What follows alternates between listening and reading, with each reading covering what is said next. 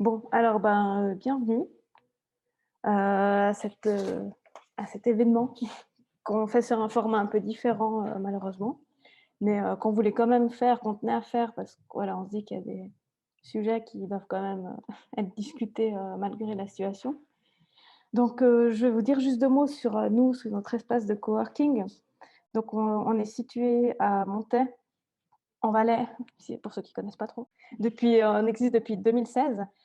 Et puis, on a des offres, d'espaces de coworking adaptés aux besoins, des personnes, que ce soit des places fixes, des places nomades ou juste des journées.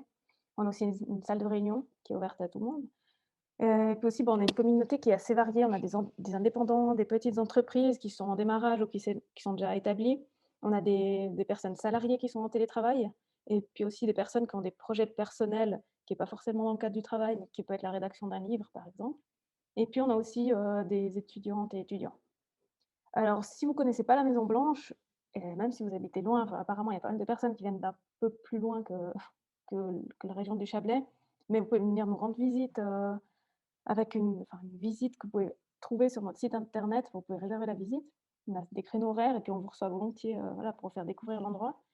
On a aussi, des événements qui vous permettent de découvrir notre espace. Alors là, vous pouvez le découvrir juste parce qu'on est en direct depuis la Maison Blanche, donc vous voyez un peu derrière nous, et puis, d'autres occasions aussi de nous rencontrer et de faire connaissance avec la maison, c'est, de venir au repas qu'on fait tous ensemble jeudi à midi, qui s'appelle les jeudines.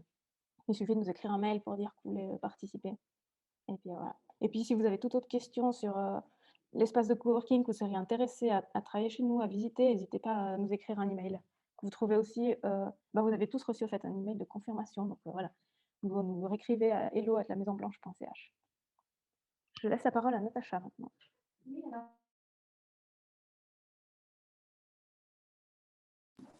Oui, bonsoir. C'est bon là? Oui. Bonsoir à toutes et à tous.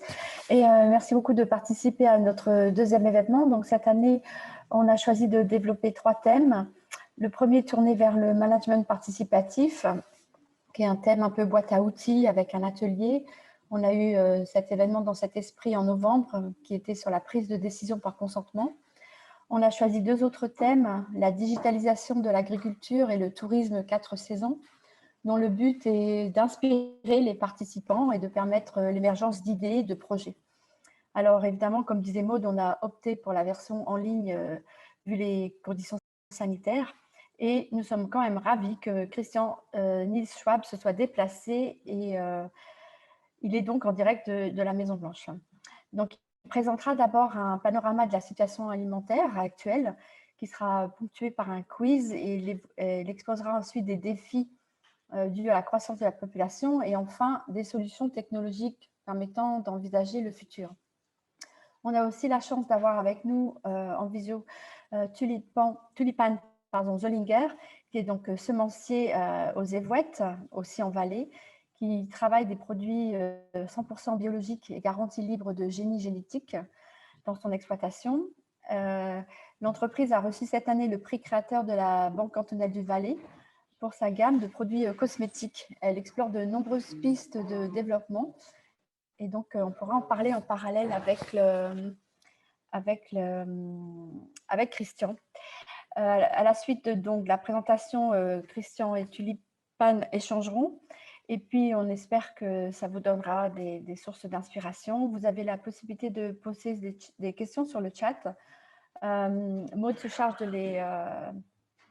les récolter, et puis en fonction du temps qui nous reste, on posera quelques questions à la fin de la session. Voilà, alors je laisse la parole à Christian, et merci à tous. Bonsoir à tous et merci pour l'invitation, merci pour l'opportunité. Je vais aussi partager mon écran. Merci de me confirmer quand vous le voyez. Vous devriez voir mon écran là. Parfait. Alors, je me présente, mon nom est Christian Schwab, je dirige le centre de nutrition de l'EPFL.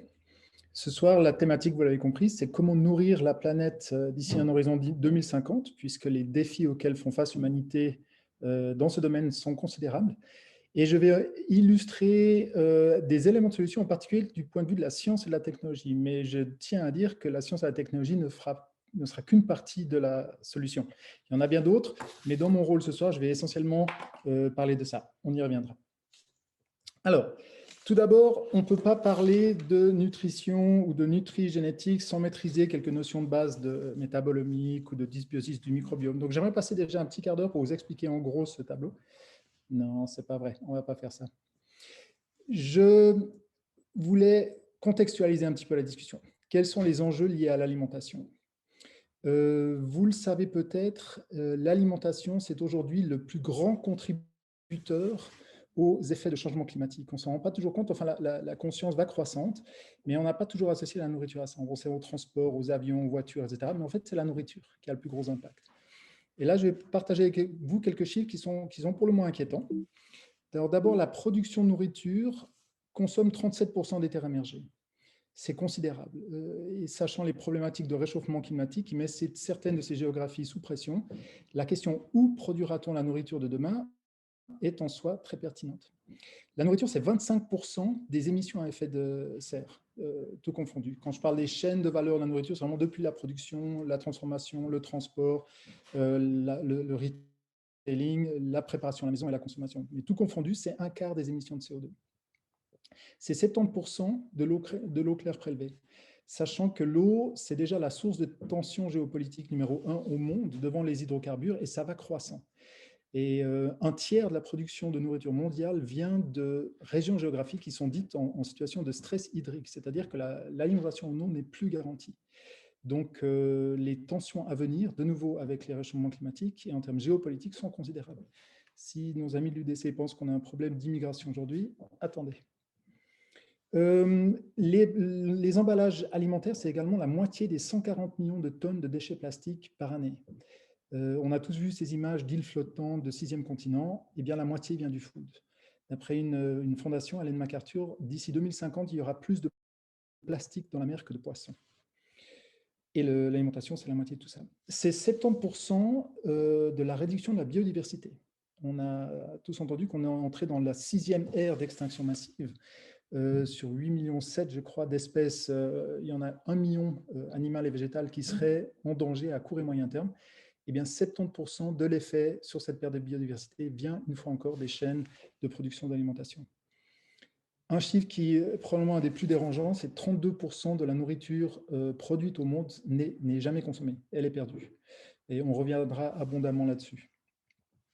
Dans un contexte où il y a 3,5 milliards de gens qui sont en état de sous-alimentation, dont 800 millions en état de famine. Après plusieurs décennies de réduction de la faim dans le monde, on est reparti à la hausse depuis 3 ans et ça s'accélère. À l'opposé, 2 milliards de gens sont surnourris, dont 500 millions obèses. Il y a plus de gens aujourd'hui qui meurent des conséquences de la surnutrition que de la sous-nutrition. Dit autrement, on vit mieux sous-nourri que surnourri, paradoxalement. Et il y a certains pays qui ont ce qu'on appelle la double charge, c'est-à-dire qu'ils ont une partie de leur population qui est sous-nourrie et l'autre qui est surnourrie. Ça va ? Vous passez une bonne soirée ? Et les méthodes de production actuelles les plus efficientes que nous connaissons, qu'on appelle traditionnellement l'agriculture intensive ou l'élevage intensif, sont des désastres écologiques, la plupart du temps, ou des désastres en termes de respect et de bien-être animal, qu'il va falloir qu'on change très vite. Donc en gros, vous l'aurez compris, le message, c'est que nos chaînes alimentaires aujourd'hui ne sont pas pérennes du tout, elles ne sont pas durables du tout. Et si on ne changeait rien, juste pour accompagner l'évolution démographique d'une part et l'évolution du pouvoir d'achat, parce que vous l'avez peut-être entendu, quand les gens ont plus de pouvoir d'achat, qui viennent dans la fameuse classe moyenne, ils ont une tendance à manger beaucoup plus de protéines carnées, qui est source d'inspiration, etc. Donc si on ne changeait rien, il faudrait produire 60% de plus d'ici 2050. Donc clairement, on ne peut pas. La planète ne peut pas, et il faut qu'on change de façon assez radicale la façon dont on appréhende la nourriture. Juste pour illustrer mon propos, rien que pour la démographie, depuis que je suis né, alors je suis plus tout jeune, mais quand même, la population mondiale a plus que doublé. Ce qui explique peut-être pourquoi il y a toujours des bouchons sur l'autoroute quand on revient du Valais. Et pour des gens comme mes grands-parents, la population a doublé 2 fois depuis leur naissance. En 1930, il y avait à peu près 2 milliards de gens. Aujourd'hui, on est 7,8 milliards sur la planète. Donc, on voit qu'il y a une grande accélération qui est liée à à l'émergence précisément de ces agricultures intensives, l'utilisation de la chimie, de la mécanisation de façon généralisée. Bien sûr, la santé, les contributions de la médecine ont aussi beaucoup joué un rôle. Mais on voit qu'il y a une explosion depuis les années 1950 qu'on appelle la grande accélération et qui est responsable aujourd'hui d'une grande partie des problèmes auxquels on est confronté, de pollution, d'appauvrissement des sols, de biodiversité, etc. Donc, l'effet ciseau dont je parlais, on a d'une part, on a le besoin de satisfaire des besoins croissants de nourriture, on sera à peu près 9,5 milliards, voire 10 milliards dans un horizon 2050, et en même temps, il y a une urgence à réduire les impacts sociétaux et environnementaux de la façon dont on produit la nourriture. Et c'est là que la technologie peut jouer un rôle. Alors ça, je ne sais pas ce que ça fait là. Alors on oublie. Voilà, c'était pour ce petite image-là qui dit, grosso modo, que le style de vie auquel nous avons eu la chance de pouvoir nous habituer, dans lequel on a pu grandir, auquel on nous dit que certaines géographies aspirent, eh ben, il va falloir le changer. Et nous qui sommes peut-être qui avons eu les vies les plus confortables, on va peut-être au-devant des changements les plus radicaux dans les façons de voir de vivre. Maintenant, pour donner un spin un peu plus positif dans tout ça, tous les défis que j'ai évoqués sont autant d'opportunités pour l'innovation. Et je pense qu'il y a beaucoup de gens qui nous écoutent ce soir qui sont précisément des entrepreneurs, des innovateurs, des gens des créateurs. C'est autant d'opportunités, que ce soit les protéines végétales, on l'a vu ces temps, il y a vraiment un foison d'innovation dans ces produits à base de protéines végétales. Il y a 5 ou 10 ans, pour manger du tofu, il fallait vraiment être motivé. C'était des produits qui n'avaient pas une grande valeur gustative ou de texture. Aujourd'hui, il y a une offre qui est absolument étonnante, de choses vraiment délicieuses. L'agriculture de précision, on y reviendra. Tout ce qui est les produits durables, les certifications, il y a des opportunités énormes et ça a commencé, bien entendu. Il y a une grande accélération. Trouver des alternatives au plastique, le recycling et ce qu'on appelle également le upcycling, c'est vraiment créer plus de valeur à partir de déchets. Le microbiome, on y reviendra, que ce soit le microbiome humain, que ce soit le microbiome des sols. Les réductions des déchets, si je dis qu'il y a 32% de nourriture qui est perdue, c'est une opportunité de création de valeur qui est énorme. Trouver les alternatives biologiques aux antibiotiques, des alternatives naturelles, disons, aux antibiotiques. Toutes les initiatives liées à l'agriculture régénérative. Une alimentation saine, bien entendu, j'aime bien ma petite grenade de sucre. C'est un peu tragique de l'avoir là, parce qu'on nous dit on est ce qu'on mange. Oui, oui, on le sait depuis quand ça? Je pense qu'Aristote le disait déjà. Et pourtant, vous regardez un distributeur automatique de sites comme les PFL, par exemple, vous trouvez quoi? Mars, Snickers, des chips, Zweifel, tout ça c'est très bon. Mais c'est du sucre, c'est du sel, c'est des acides gras saturés. Donc tout ce qu'on sait ne pas devoir manger, c'est encore ce qu'on fait. Donc un disconnect énorme entre ce qu'on sait devoir faire et ce qu'il faudrait faire. Donc là, il y a des opportunités, de nouveau, pour les innovateurs, pour les entrepreneurs, de créer des produits qui soient vraiment attractifs. La génétique, elle est extrêmement polémique. Je pense que pour faire face à l'urgence dans laquelle on est et au réchauffement climatique qui va rendre des géographies non négligeables complètement impropres à l'agriculture, je pense que la génétique sera incontournable, personnellement. Pas que je le souhaite, mais je le pense. Et puis, bien entendu, tout ce qui est le digital avec le blockchain, bien entendu, mais ça va bien au-delà, je vous montrerai quelques exemples. Donc, problème, mais opportunité, bien entendu, pour chacun de ces problèmes. Quelques grands axes d'amélioration. Le premier, et on y reviendra tout au long de la présentation, c'est bien sûr l'évolution des habitudes alimentaires. Le premier agent de changement, c'est le consommateur, c'est le consommateur, de changer nos habitudes. On ne va pas exactement dans ce sens toujours. À l'échelle européenne, il y a par exemple une réduction de la consommation des protéines carnées, marginale, mais réduction quand même. Mais à l'échelle globale, ça augmente. Donc les consommateurs et leur demande pour des produits plus respectueux de l'environnement, de la santé publique et du bien-être animal seront les acteurs principaux. Transformer l'agriculture, ça on va, je pense, abondamment en parler, en particulier avec Tulipan qui est également avec nous ce soir. Plus de justice sociale. Petit exemple, quand on va acheter notre café à Starbucks, qu'on va payer 5 francs, pour information, il y a 2 centimes qui vont au fermier qui produit le café. 2 centimes sur 5 francs. Le profit de Starbucks, par exemple, c'est de l'ordre de 20 centimes, donc 10 fois plus que le fermier, rien que son profit. Donc plus de justice sociale, une agriculture et des chaînes de valeur plus inclusives, et puis une réduction des pertes et des déchets. On l'a vu, c'est 32%, c'est vraiment un chiffre qui dérange considérablement. Quiz time.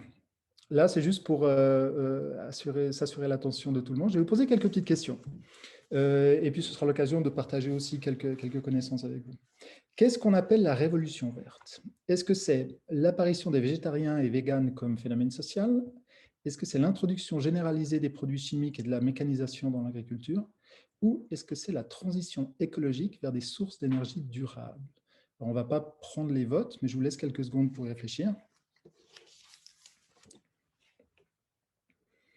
Eh bien, c'est l'introduction généralisée des produits chimiques de la mécanisation dans l'agriculture. Le contexte, c'est que dans l'après-guerre, vous vous souvenez, on parlait des années 50, c'est clairement dans l'immédiat après-guerre, l'urgence, c'était de produire plus et meilleur marché, parce qu'il y avait des géographies considérables qui avaient été dévastées par la guerre, et il y avait urgence à produire de la nourriture pour ces gens.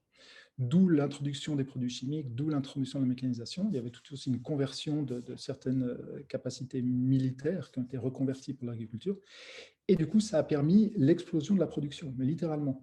Et ça a été un des facteurs majeurs qui ont permis l'explosion démographique, avec les problèmes auxquels on est confronté aujourd'hui. Donc, ce qui était une solution hier est directement lié à certains problèmes auxquels on est confronté aujourd'hui. De pollution, de production de CO2, d'appauvrissement des sols, etc. Deuxième question, quelle proportion de la perte de biodiversité résulte de la production de la nourriture? Alors ça, c'est voir si vous avez écouté, parce que c'était notre première partie. Est-ce que c'était 2%, 54% ou 70%? J'espère que vous avez la bonne réponse, c'est effectivement 70%. Donc, comme je le disais, c'est à peu près 1 million d'espèces qui sont menacées, animales et végétales, à court et moyen terme. Ça peut être soit à l'intérieur des systèmes alimentaires, hein, on a une surspécialisation pour des considérations strictement économiques.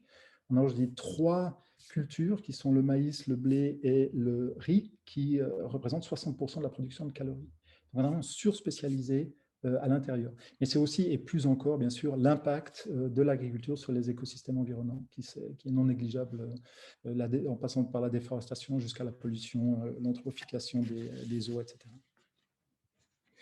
Qu'est-ce qu'on appelle le microbiome? Est-ce que c'est des fruits et légumes bio de petite taille? Est-ce que c'est le monde des insectes? Ou est-ce que c'est l'ensemble des organismes microbiens, bactéries, virus, il y a aussi des petits champignons, présents dans une partie donnée du corps ou des sols? Donc là, je crois que c'est assez clair comme réponse. C'est donc bien l'ensemble des micro-organismes dans le corps. Pour votre information, depuis des années, on connaissait la flore intestinale, donc on savait qu'il y avait toute cette vie dans les intestins, mais on pensait que des organes comme le cerveau, les poumons étaient ou devaient être stériles. Donc, si on y trouvait des bactéries, on s'empressait de les tuer. Alors qu'on se rend compte que pas du tout. Que ce soit le cerveau ou toutes les autres parties du corps, ont une vie symbiotique avec l'organisme, de nouveau un ensemble de bactéries, de virus, de champignons, qui sont fondamentaux. Pour information, pour un être de taille moyenne, je crois que c'est 1,70 m, on a 2,5 kg en nous de bactéries. 2,5 kg, dont la plupart sont bénéficiaires pour l'organisme et le fonctionnement de l'être humain. On a plus de bactéries dans notre corps que de cellules du corps humain. Donc c'est vraiment quelque chose qui est symbiotique, ce n'est pas qu'on est les autres, c'est vraiment de la coévolution sur des millions d'années avec ces mécanismes qui sont extrêmement compliqués et subtils et d'une richesse incroyable. Et aujourd'hui, on sait qu'il y a des liens, il y a des axes intestin, poumon, intestin, cerveau, et on peut même traiter des migraines chroniques en travaillant sur le microbiome intestinal. Donc c'est un monde qui explose en termes de connaissances et qui ouvre des perspectives étonnantes, que ce soit au niveau de l'individu, de l'être humain, que ce soit au niveau des sols. Quand je dis sol, c'est les sols, dans les racines, dans les feuilles des plantes, il y a tout un microbiome également à maîtriser et à comprendre et à respecter. Qu'est-ce que la nutrigénétique ? C'est un peu technique, mais c'est la science qui étudie le lien entre la génétique d'un individu et sa réponse aux nutriments. Est-ce que c'est l'ensemble des organismes génétiquement modifiés ou est-ce que c'est l'étude des besoins alimentaires des sportifs d'élite?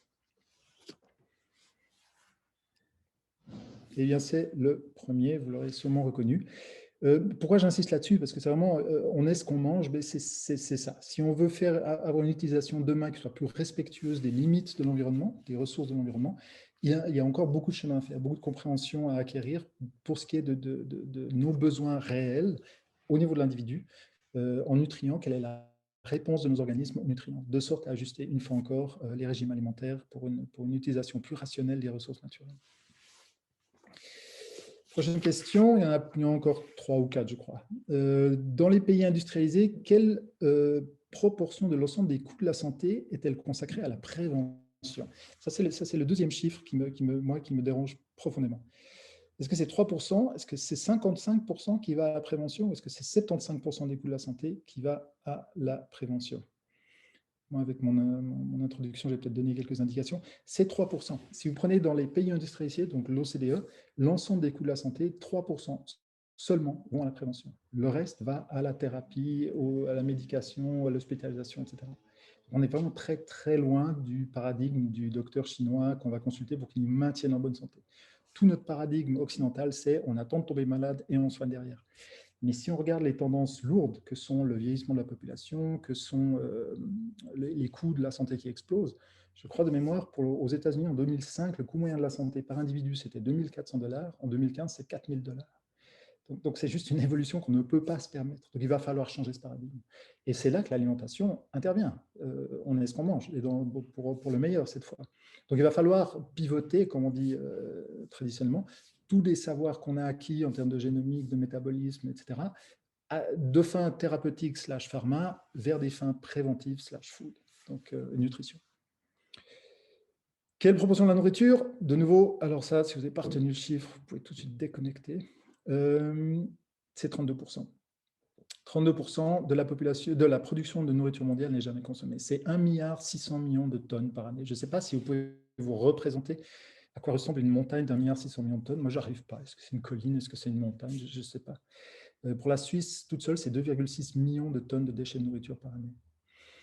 Il est important de distinguer, quand on parle de ça, ce qu'on appelle les pertes et le gaspillage. Les pertes, c'est vraiment en amont de la chaîne de valeur, c'est essentiellement dans les produits, dans les pays producteurs, ce qui se passe au niveau de l'agriculture, ce qu'on appelle le stockage d'après-culture, etc. Ça peut être du manque d'infrastructures, ça peut être du manque de connexion entre l'offre et la demande, etc.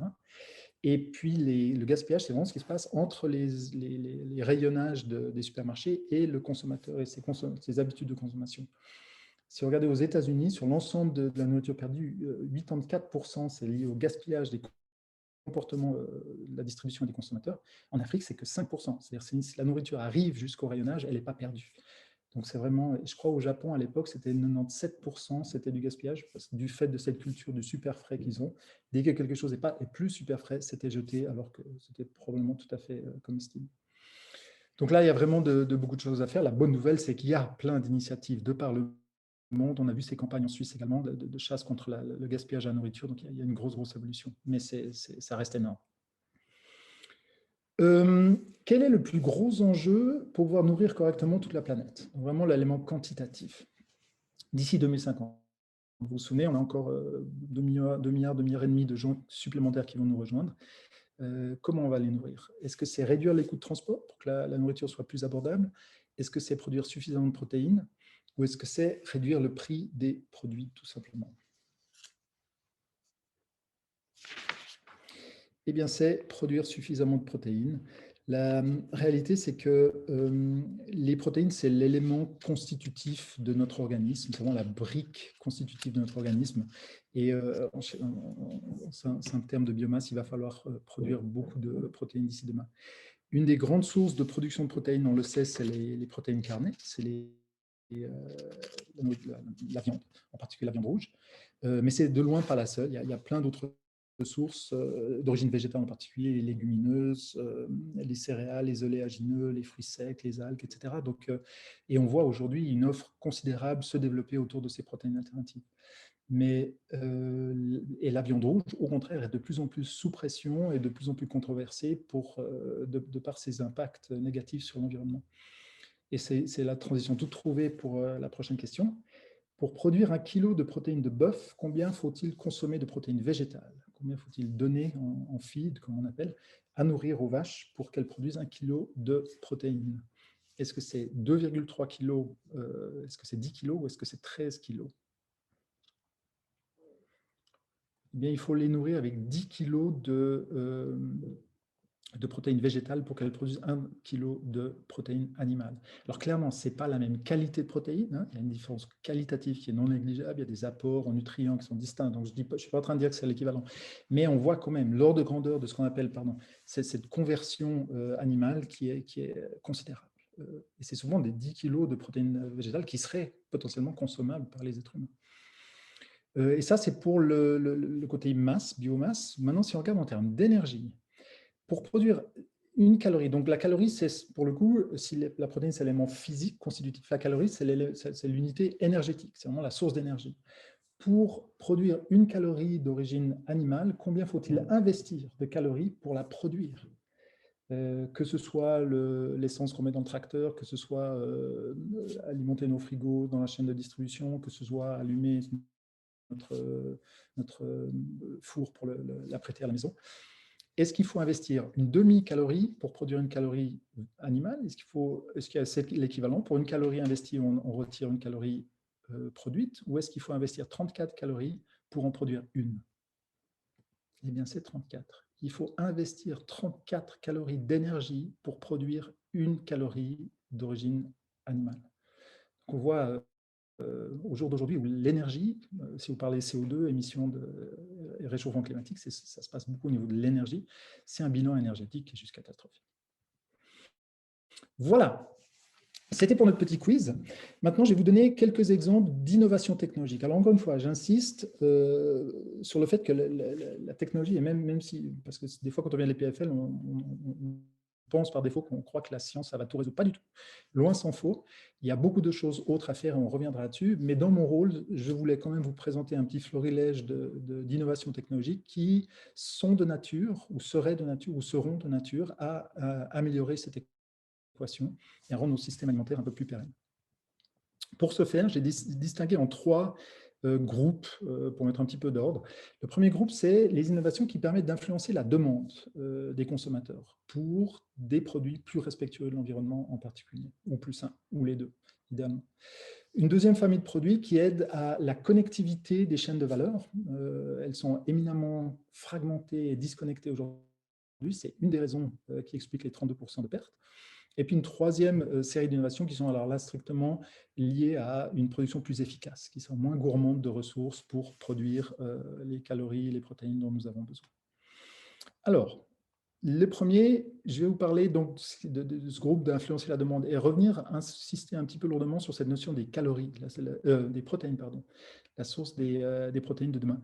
Ce graphe vous exprime la production de CO2 par calorie équivalente. Et on voit que le bœuf, c'est catastrophique. Ça produit plus de CO2 ça produit jusqu'à 70 fois plus de CO2 que certaines protéines d'origine végétale, en particulier les fruits et légumes ou les noix. Donc, de nouveau, le bilan, on a parlé énergie, on a parlé biomasse, maintenant aussi du point de vue environnemental, impact environnemental, de nouveau, la viande, c'est problématique. Alors, des innovations, il y en a beaucoup. On a tous, je pense, été familiarisés avec ces Impossible Meat ou Incredible Burger, qui sont des alternatives, des meat analogues, comme on appelle ça, qui mimiquent la viande, mais qui sont faits à partir soit de soja, soit de pois, essentiellement. C'est souvent des recettes assez complexes. Mais il y a toute une offre qui émerge maintenant. Dans nos supermarchés, ici en Suisse, il y a aussi des rayonnages complets de produits qui mimiquent la viande, mais à base de protéines végétales. Maintenant, on pourrait croire que c'est juste la recette de la formulation. Non, non, il y a beaucoup de technologies qui vont là-dedans. C'est souvent très, très pointu comme technologie pour permettre d'avoir des produits de cette qualité, que ce soit gustatif, que ce soit nutritionnel.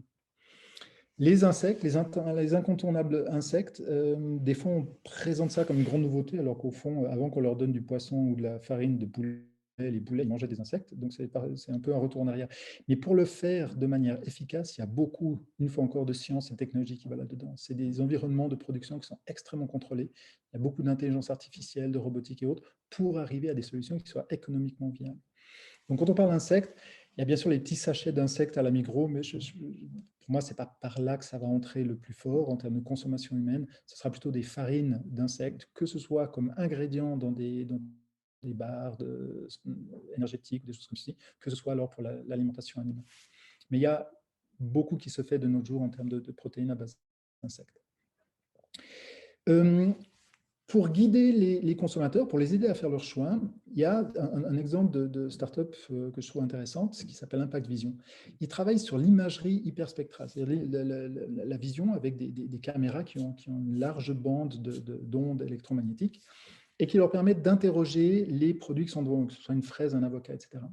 Et ils ont annoncé, par exemple, que demain, alors il faudrait que les smartphones le permettent aussi, hein, ils n'ont pas encore les bonnes caméras, mais dans l'idée, la technologie, c'est avec cette imagerie hyperspectrale, ils vont prendre une photo de votre bac d'avocat, le software, l'intelligence artificielle va processer l'image et en fonction de l'absorption par les avocats de la lumière en question, ils vont pouvoir vous dire quel avocat est prêt à être consommé, lequel sera prêt dans 2 jours, dans 3 jours, etc.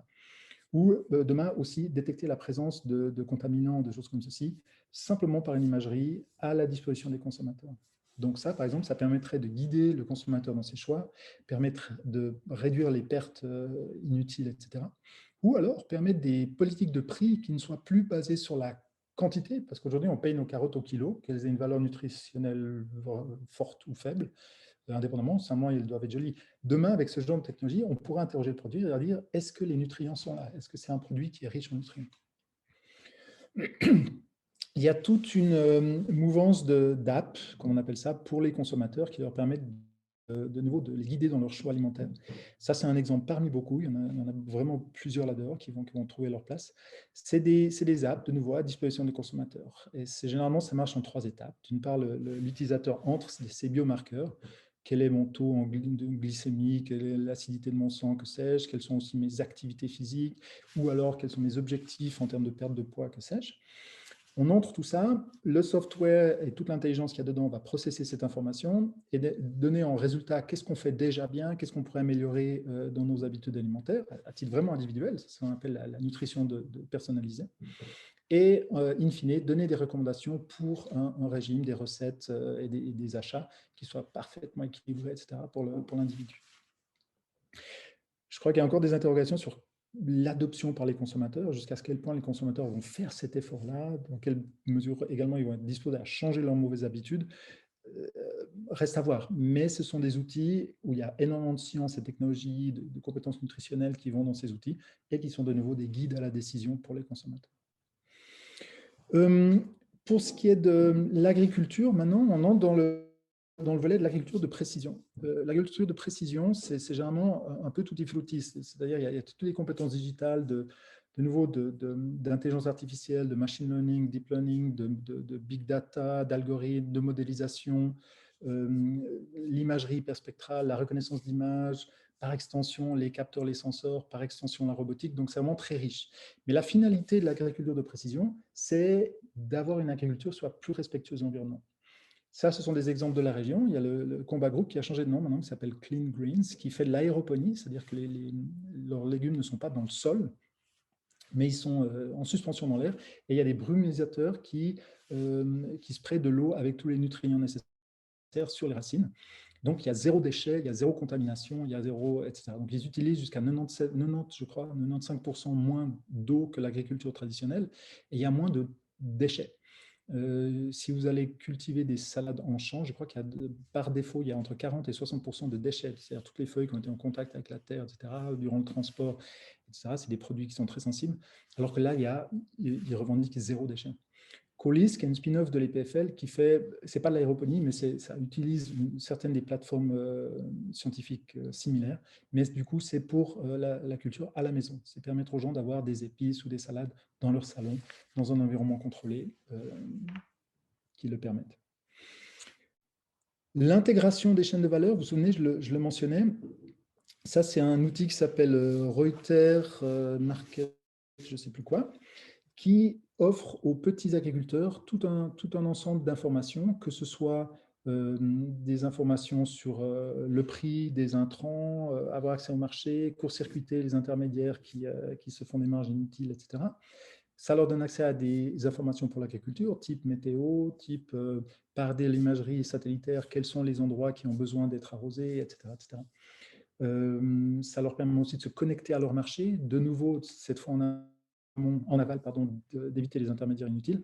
et d'assurer une meilleure survivance pour leur famille, l'éducation de leurs enfants, etc. Donc, on voit, il y a maintenant, cette application-là touche, je crois, 1 300 000 fermiers, essentiellement en Inde, et sur la base de leur expérience, il y a entre 8 et 25% d'accroissement de leur revenu en tant que famille, en tant que foyer. Une autre app de nouvelles technologies, c'est l'ubérisation, mais cette fois des outils de mécanisation. Donc en Afrique, il y a cette application qui s'appelle Hello Tracteur qui permet d'ubériser l'accès à des tracteurs. Donc si vous avez besoin d'un tracteur de jour, vous allez sur votre application et puis vous avez la possibilité de l'acquérir pour 2 jours, comme que vous loueriez quelque chose d'autre.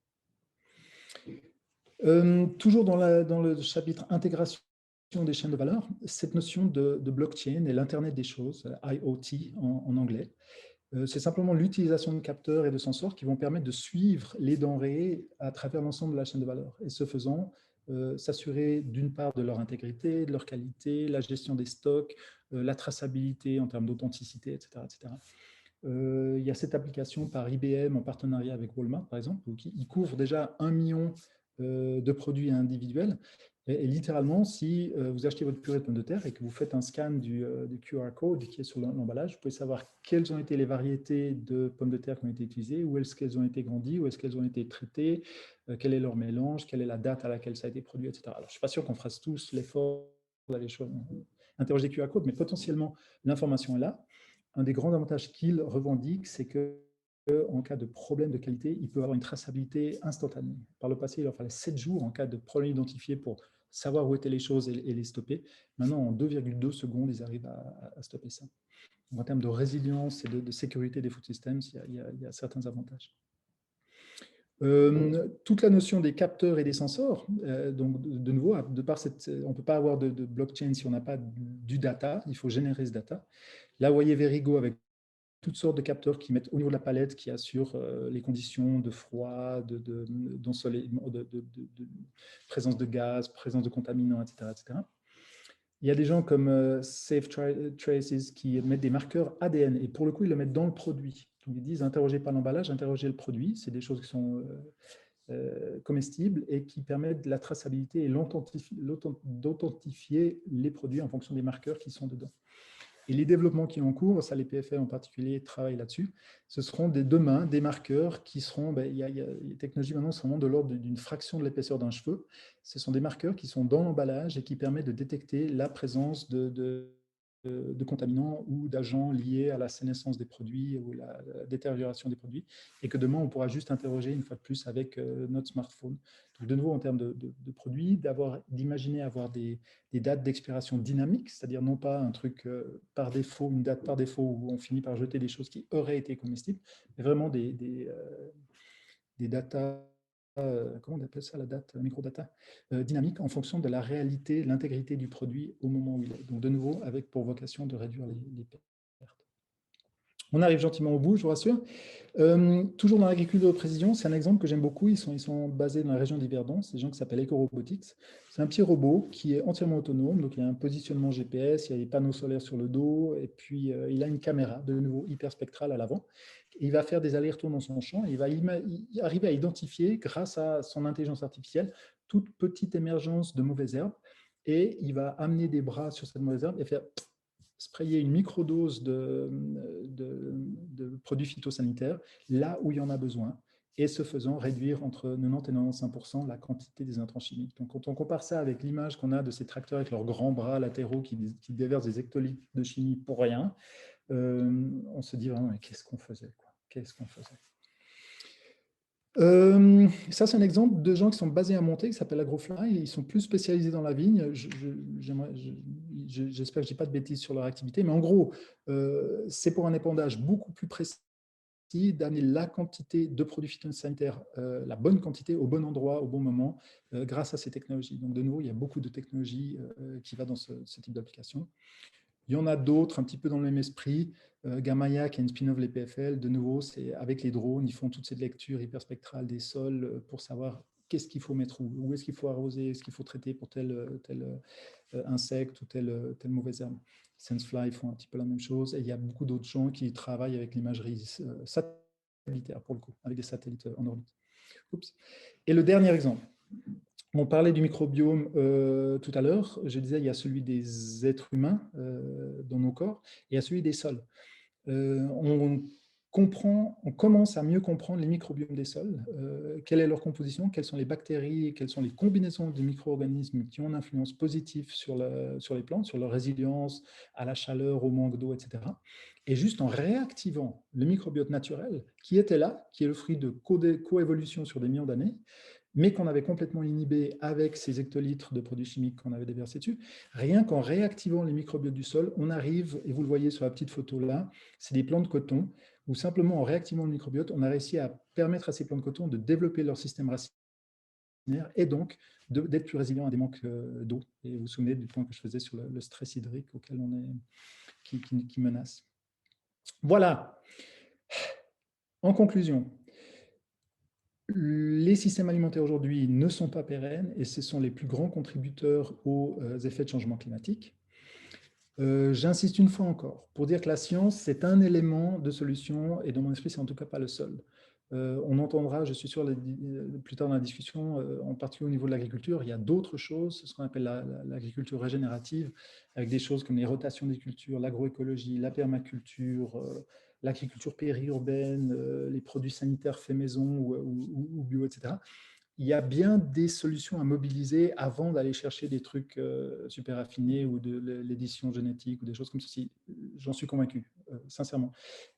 Je ne suis toutefois pas convaincu que, vu l'urgence et l'ampleur des défis, on puisse se contenter de ça. Je pense que les solutions vont être plurielles.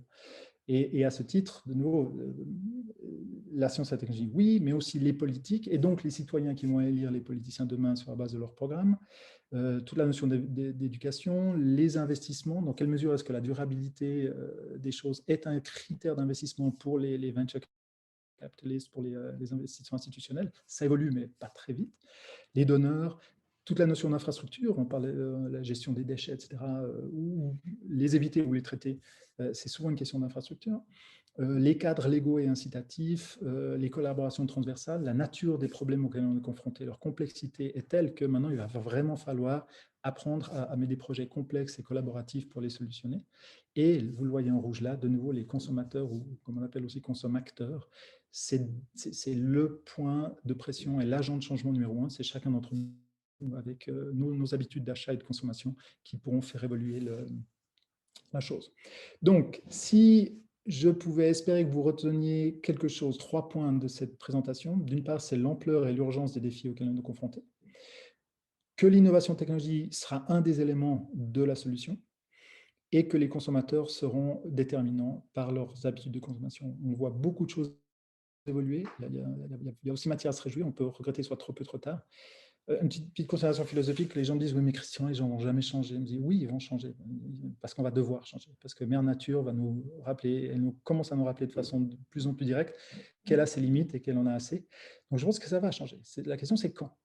Plus on attend à mettre en place les changements dans notre alimentation, dans nos modes d'agriculture, plus on va infliger de souffrances inutiles à nous-mêmes, à nos enfants, à l'environnement, aux animaux. Le mot-clé étant inutile, mais on va changer. C'est juste plus on sera mature et déterminé, plus on évitera de souffrance. Voilà.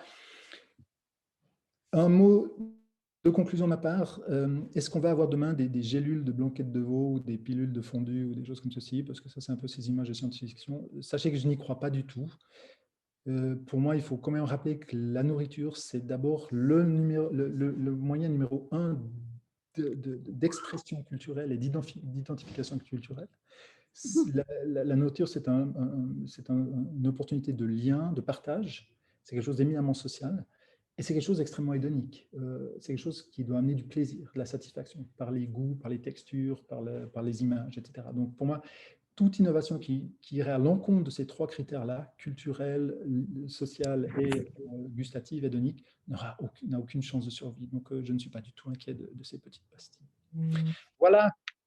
J'espère que vous aurez trouvé cette présentation intéressante. Et maintenant, j'ouvre la discussion pour des questions éventuelles. Merci beaucoup, Christian. C'était effectivement très intéressant. Et je suis ravie qu'on ne va pas avoir des assiettes de vitamines, parce que moi, ça ne me plairait pas du tout. Peut-être avant de lancer des questions, on pourrait donner la parole à Tulipane. Tulipane, est-ce que tu es toujours là? Merci beaucoup pour cette présentation, c'était très intéressant. Merci Tulipane. Alors, est-ce que tu pourrais nous donner un petit peu ton point de vue? Parce que toi, donc, tu es, je sais pas, est-ce que c'est agriculteur? Quand on est semencier, on est agriculteur, on est dans cette catégorie-là. Donc, toi, tu travailles la terre, tu as beaucoup de variétés, etc. C'est quoi ton approche, la philosophie par rapport à toutes Exactement. tes Donc, questions? je me permets peut-être une petite intro de 30 secondes pour ceux qui ne me connaissent pas. Donc, depuis 2016, j'ai repris l'entreprise familiale que mes parents ont fondée en 1984. Et depuis le début, ils s'étaient spécialisés sur la sélection et production de graines biologiques. Donc, ils étaient vraiment les pionniers dans le domaine. Alors, c'est clair qu'au début, dans les années 80, ça faisait sourire un peu la production biologique. Mais finalement, c'est le destin de beaucoup de pionniers, ben voilà, de faire sourire au début. Et c'est que par après, finalement, que le temps leur a donné raison, où maintenant, on se rend compte, et Christian l'a très bien montré, que l'agriculture industrielle qui a été développée après cette révolution verte n'était pas du tout durable, on allait droit dans le mur. Et du coup, mes parents et ensuite mes frères et moi, on s'est donné la mission justement de créer des variétés biologiques qui sont adaptées aux méthodes de production dans le domaine du bio. On essaye de les travailler vraiment dans nos climats aussi, afin de les adapter au changement climatique. On l'a vu, il y a peut-être 5 ans, on n'a jamais dû faire attention, par exemple, à l'apport d'eau. Ce n'était pas un de nos critères de sélection. Les 2-3 dernières années, on a vu qu'il y avait vraiment des canicules comme on les connaissait quasiment jamais dans nos climats. Et pour la première fois, même chez nous, dans la plaine du Rhône, on a une nappe phréatique à 1,50 m, tout comme ça, on a eu du stress d'eau. Donc maintenant, c'est un nouveau critère qui rentre là-dedans. Et donc nous, on essaye de contribuer à la durabilité de l'agriculture en faisant des variétés robustes qui n'ont pas besoin de traitement chimique et qui sont résistantes par elles-mêmes.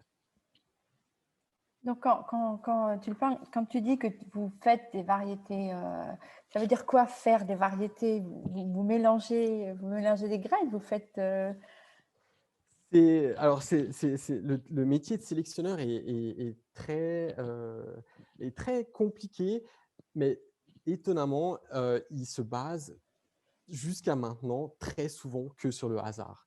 Quand je travaille une variété, ce que je prends, c'est j'essaye de prendre la plus large base de diversité génétique. Je prends vraiment plein de variétés différentes. Je mélange le tout en faisant des croisements. Donc, je joue à l'abeille en allant cherchant du pollen d'une plante à l'autre. Et à la prochaine génération, quand je ressème ces graines, je regarde qu'est-ce qui me plaît moins, quelles plantes sont résistantes, lesquelles ont bon goût, lesquelles ont beaucoup de rendement. Et je répète ce processus jusqu'à ce qu'il y ait quelque chose de vraiment nouveau qui apparaisse. Et ça sera une nouvelle variété.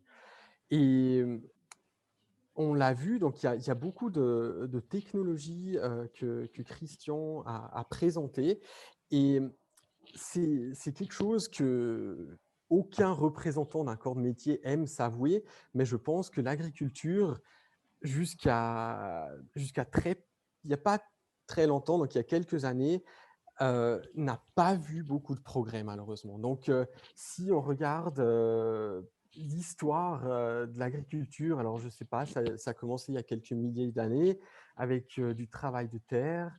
On a repris des graines de légumes sauvages. Gentiment, ça a évolué un petit peu. Mais je dirais jusqu'à la fin du 19e siècle, il n'y a quasiment pas eu de changement. Il y a eu peut-être la charrue qui est apparue une fois dans le Moyen-Âge. Mais autrement, voilà, il n'y a eu pas d'évolution, alors que dans plein d'autres domaines, il y en a eu. Ensuite, il y a eu cette révolution verte dont on a parlé tout au début de la présentation. Là, il y a eu un énorme pas, donc c'était plein de nouveautés, on croyait au progrès, on a vu des produits miracles comme le DDT qui d'un coup éradiquait quasiment tous les insectes nuisibles. On avait des récoltes qui se multipliaient par rapport aux années d'avant. Et on voyait ça comme un progrès, mais on voyait pas non plus, on voyait pas l'impact négatif énorme qu'on avait. Et finalement, maintenant, quand je vois mon métier donc de sélectionneur, je dois avouer qu'il y a eu très peu d'évolution. Et c'est peut-être une des questions que j'ai pour, pour Christian. Je ne sais pas si vous êtes familier avec le travail de l'économiste américain Tyler Cowen. Il a écrit en 2012 un livre qui s'appelle The Great Stagnation. Et sa théorie, c'était que jusque dans les années 70, dans beaucoup de domaines de l'économie, il y a eu beaucoup de progrès. On a fait les innovations, les inventions faciles, mais que ensuite, depuis les années 70 jusque dans les années 10, quasiment jusqu'à maintenant, il y a eu quelques innovations incrémentales, mais rien de révolutionnaire. Peter Thiel, un des fondateurs de PayPal, l'a mis en une phrase. Il a dit « On nous promettait des voitures volantes et tout ce qu'on a eu, c'était 140 caractères. » Donc, en faisant référence à l'innovation de Twitter. Mais voilà, il faut se demander ce que ça a amené à l'humanité. Et donc, cet économiste était assez pessimiste, mais il prédisait aussi que dans les 10 à 20 prochaines années, il y aurait de nouveau un sacré pas, donc un bond en innovation.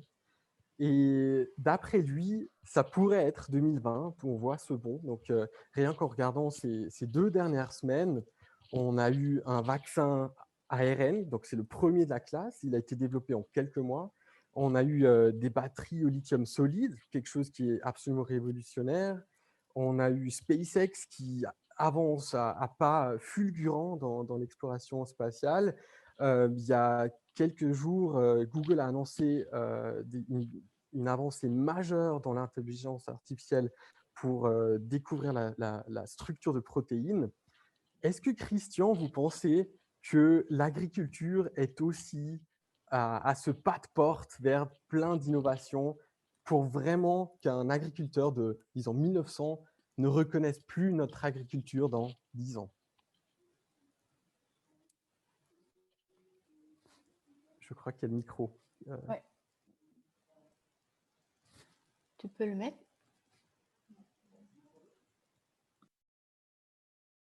Ah, voilà. On se fait toujours piéger.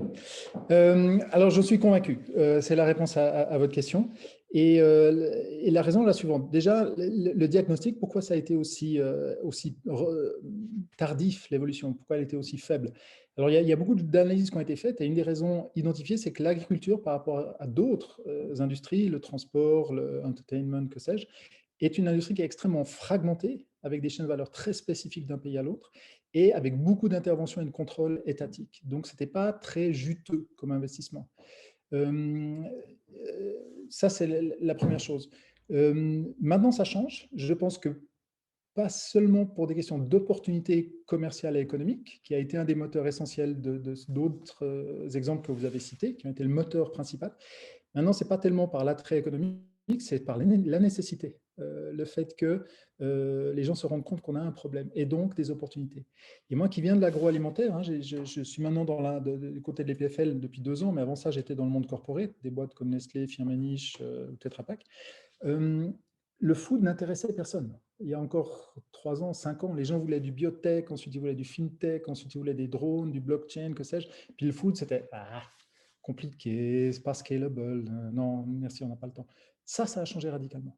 Que ce soit au niveau des consommateurs, au niveau des médias, au niveau des investisseurs, au niveau académique, il y a une évolution énorme. Les gens prennent la mesure des défis. Alors on peut regretter que ce soit lié aux problèmes et non pas aux opportunités, mais au moins, il y a de l'attention et au moins, il y aura de l'innovation. Et je le constate en permanence avec des gens comme Agroscope, comme le secteur privé et autres. Il y a vraiment une abondance d'innovation, de sentiment d'urgence, qui fait que, et je vais parler en cliché, là, je le concède, l'image du paysan, qui est quelqu'un de 55 à 60 ans. Le vieillissement de la population agricole, c'est une réalité. En bleu de travail, si possible un petit peu bougon et très conservateur et arriéré, dans ses pratiques, pardon, j'insiste, va se transformer en un fermier qui sera beaucoup plus jeune, assis dans une chaise de gamer avec des manettes et des trucs, la casquette à l'envers, en train de faire son métier depuis des écrans. Et cette évolution, elle est déjà en place. Si maintenant vous allez voir les tracteurs dernière génération, c'est constellé d'écrans et c'est connecté à des satellites, etc. Donc oui, c'est en place. Aujourd'hui, cette innovation, elle est essentiellement accessible aux grands fermiers américains avec des tailles critiques énormes. Il faut encore que ces technologies soient rendues disponibles et abordables pour les petits paysans. On a vu quelques exemples de ce paysan indien qui produisent, de mémoire, je crois, encore 70% de la quantité de nourriture mondiale. Donc, il y a encore un gros travail de démocratisation. Mais pour moi, l'évolution est lancée, elle est inarrêtable par nécessité. On doit inventer une agriculture beaucoup plus judicieuse dans l'utilisation des ressources et beaucoup plus respectueuse de l'environnement. C'est une nécessité, c'est une urgence. J'espère que j'ai répondu à une question, Tulipan. Merci beaucoup.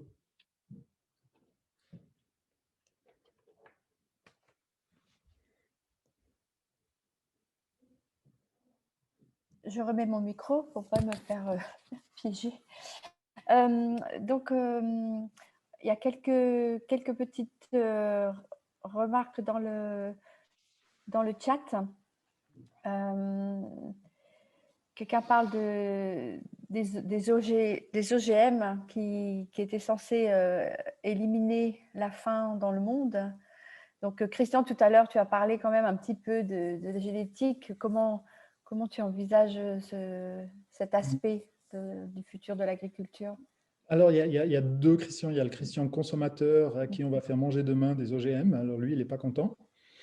Et puis, il y a le Christian qui analyse la situation, qui voit que, par exemple, en termes de réchauffement climatique, il y a toutes des parties du monde, demain, la production, qui déjà souffre aujourd'hui, avec des sécheresses beaucoup plus aiguës. Tulipan parlait de nos latitudes à nous, ça se passe déjà. Eh bien, il y a plein de parties, en particulier subsahariennes, où on sait que dans une horizon 5 à 10 ans, on ne pourra plus grandir.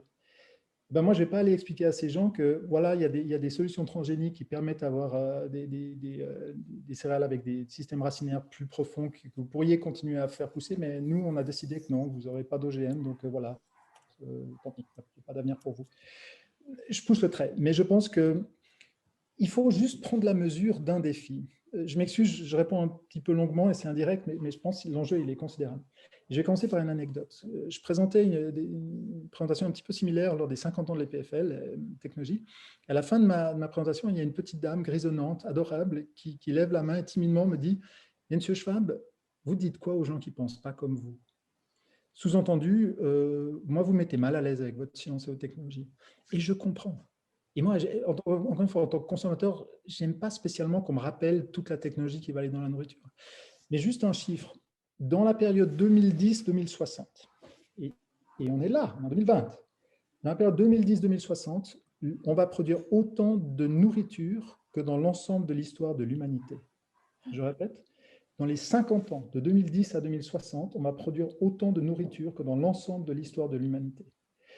Donc, l'image un petit peu bucolique de retour à la ferme avec 3 vaches qu'on connaît par leur prénom, etc., ça ne va pas le faire. Ça ne va pas nourrir les 10 milliards d'habitants. Donc, quand vous me posez la question par rapport aux OGM, en termes de résistance au manque hydrique, résistance à la chaleur, etc., si les OGM peuvent permettre de solutionner, je ne suis pas sûr qu'on pourra se permettre le luxe moral de dire non, les gars, désolé, on n'en veut pas. À moins d'éliminer la moitié de la population mondiale. Et c'est toujours les mêmes qui vont trinquer. Donc, ouais. Donc voilà, je suis aussi inconfortable probablement que la personne qui a posé la question, mais face à l'urgence, je ne suis pas sûr qu'on puisse se permettre de fermer la porte à des opportunités comme celle-ci. Alors là, il y a plusieurs questions de la part de Yann. On va peut-être commencer par la deuxième. Yann demande, peut-être que Tulipan a aussi eu l'idée, à quel moment les dégâts causés par l'homme sur la nature deviendront irréversibles ou le sont-ils déjà? Je n'ai pas la réponse. Tulipan, je ne sais pas, vous voulez peut-être répondre, je ne veux pas monopoliser le… Non, je dois avouer, je n'ai pas de réponse à ce sujet. Je dois avouer que non. Non, mais je crois que personne n'a une réponse. C'est presque un acte de foi. Vous savez, là-dehors, il y a des gens qui s'appellent des collapsologues et qui croient que c'est trop tard et puis que de toute façon, le modèle sociétal qu'on connaît est condamné, c'est déjà trop tard. Et puis, il y a ce qu'on appelle les techno-optimistes qui disent, mais non, regardez l'histoire. À chaque fois qu'on était dans l'urgence, l'homme, par son intelligence collective et sa créativité, a trouvé les solutions. Et ça devient un acte de foi parce que personne n'a une boule de cristal et on parle de compétences qui se voudraient prédictives et on ne les connaît pas. Non, pour moi, c'est des teintes de gris. Je suis convaincu qu'il va falloir qu'on change de façon relativement radicale et donc inconfortable nos modes de consommation et notre confort de vie.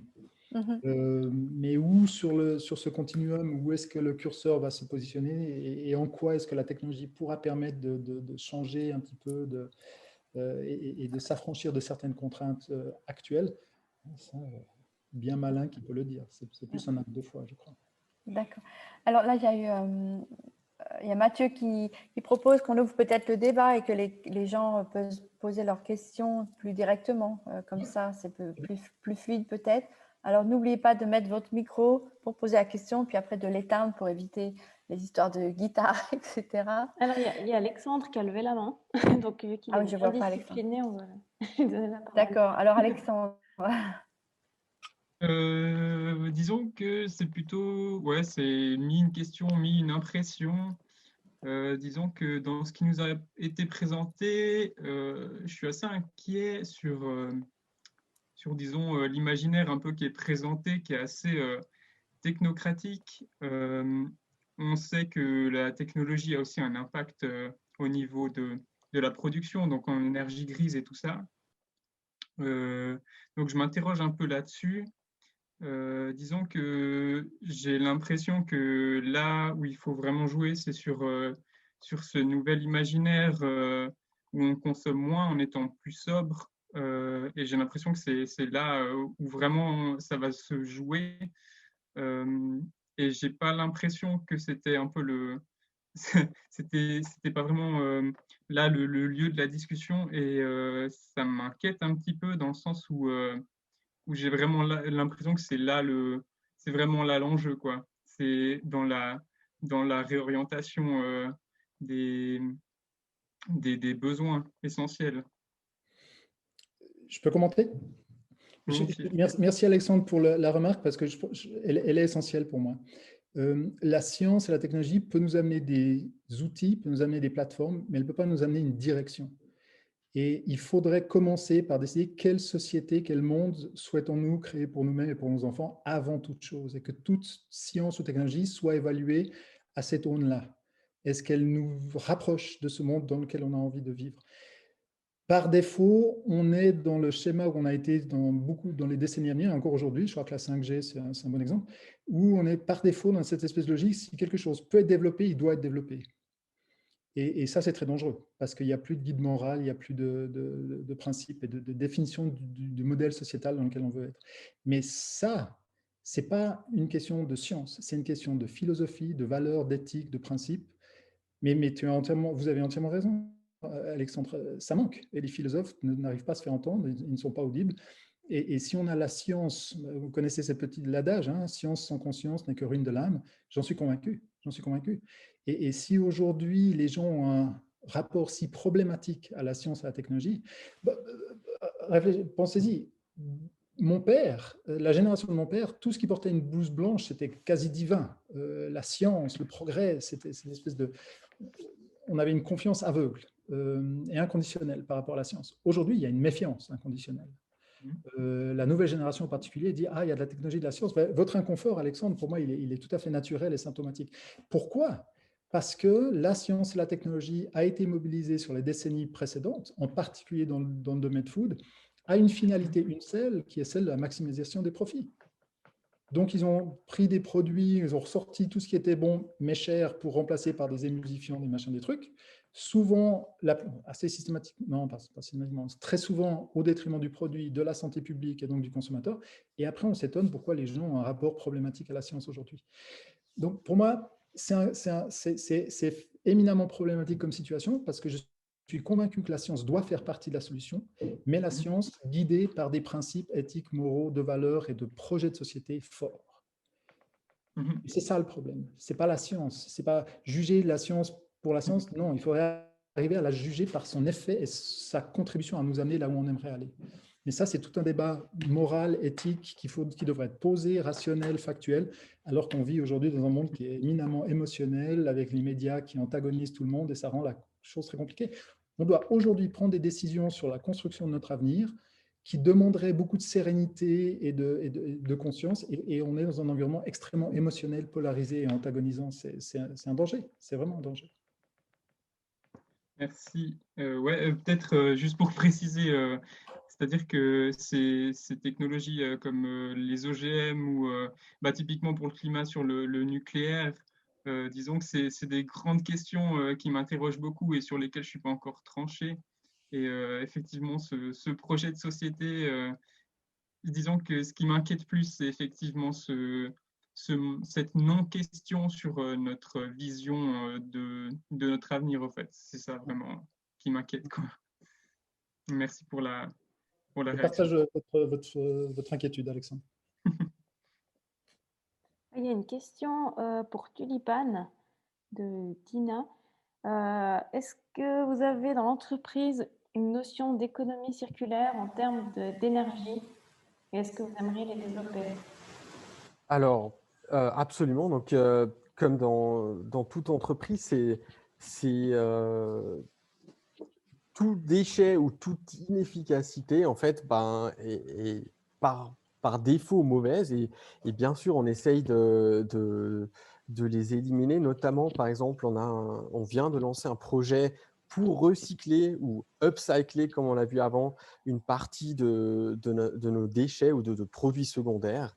Donc, nous, quand on récolte les graines, finalement, ça représente qu'une microscopique partie de la plante. C'est peut-être 1 ou 2% du poids total de la plante. Et le reste, jusqu'à maintenant, ça partait au compost. Donc, on a regardé qu'est-ce qu'on pouvait faire, qu'est-ce qu'on peut faire avec les éléments qui sont contenus dans ces plantes. Souvent, c'est des plantes aromatiques ou des plantes médicinales. Et puis, par exemple, on a créé une gamme de produits cosmétiques qui contiennent justement des extraits tirés de ces produits secondaires. Et je pense que c'est voilà, surtout en tant qu'entreprise familiale, on essaye de voir sur le très long terme. Et je pense quelque chose comme ça, ça peut à la fois optimiser la production, créer moins de déchets, créer un deuxième pilier pour l'entreprise. Et j'espère pouvoir pérenniser comme ça notre entreprise familiale pour une autre génération.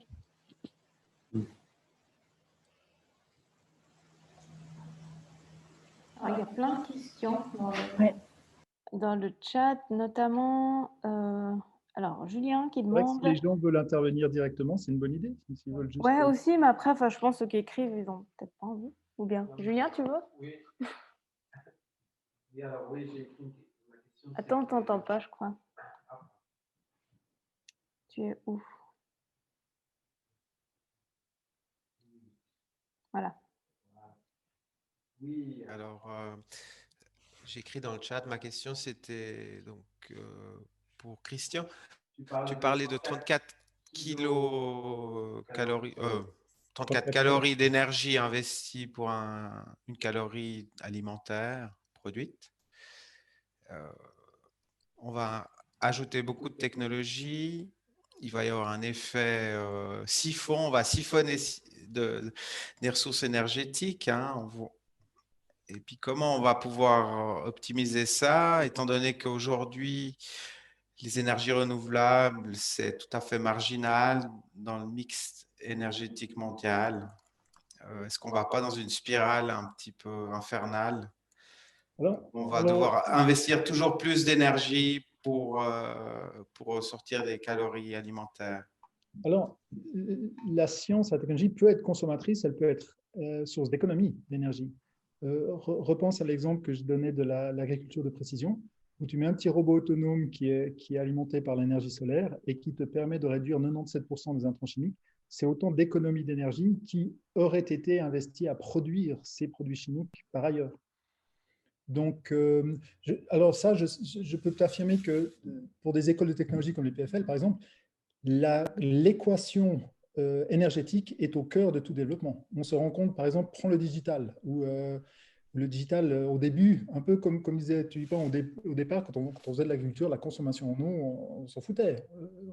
On considérait comme garantie qu'il y aurait de l'eau. Quand on développait le digital, la consommation d'énergie, on s'en fichait un petit peu. Aujourd'hui, on prend la mesure que c'est un des contributeurs majeurs et que c'est extrêmement consommateur d'énergie. Donc, tous les développements technologiques qui sont faits maintenant visent à être plus économes en énergie. Oui, mais on a quand même une chaîne de valeur mondiale. Je veux dire, les drones ou les robots, ils seront produits probablement en Chine, dans des régions où on Ouais. utilise du charbon. Enfin, ça va traverser toute la planète. Il y aura des données. Aussi, on ne se rend pas compte, mais l'énergie des données, je crois que ça représente l'aviation mondiale, ça va représenter tous les transports dans quelques années, tout ce qui est données, data.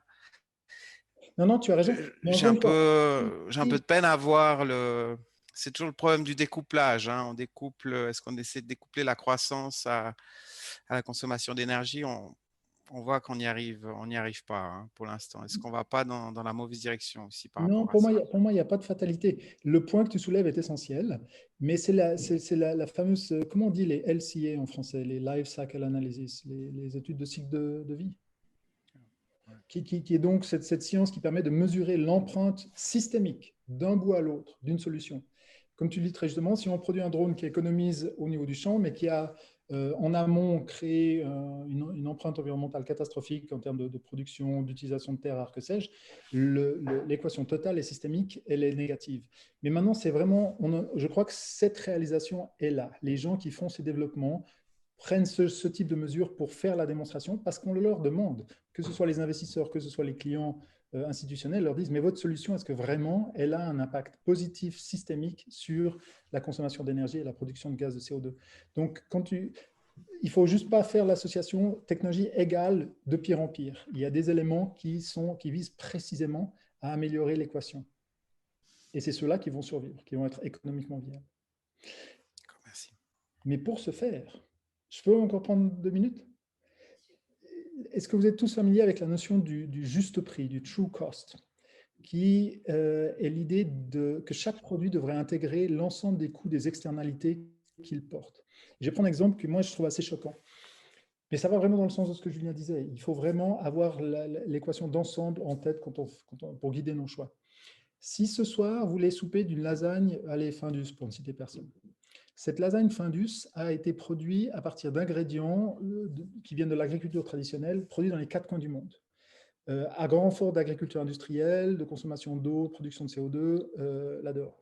Envoyés dans des usines de transformation à quelques points très distincts de la planète, avec des grands transports, où elles vont être malaxées, processées, refroidies, pasteurisées, que sais-je, beaucoup d'énergie et de CO2, jusqu'à ce qu'on ait des ingrédients standardisés, purifiés, qui vont être envoyés à d'autres usines d'assemblage dans d'autres coins du monde, de nouveau transport CO2, où ça va être repressurisé, malaxé, refroidi, extrudé, tout ce qu'on veut, CO2.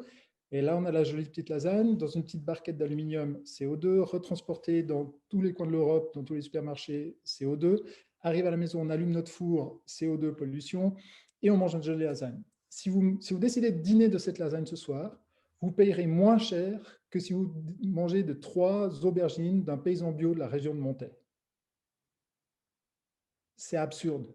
Pourquoi? Parce que le paysan bio, il paye le coût complet de faire les bonnes choses. Il achète des bonnes semences aux bonnes personnes, il a les bons produits, il travaille à la main, il paye tout. L'industrie agroalimentaire ne paye pas les externalités, ne paye pas les coûts environnementaux et sociétaux qu'elle a dans sa chaîne de valeur. Donc, tant qu'on a ça, ça va être compliqué. Mais les mentalités évoluent. Et pour moi, encore une fois, appelez-moi naïf, mais pour moi, ça va arriver. Parce qu'on ne peut juste plus se permettre à terme de vivre comme ça. Alors, je crois qu'il y a Mathieu qui avait une question.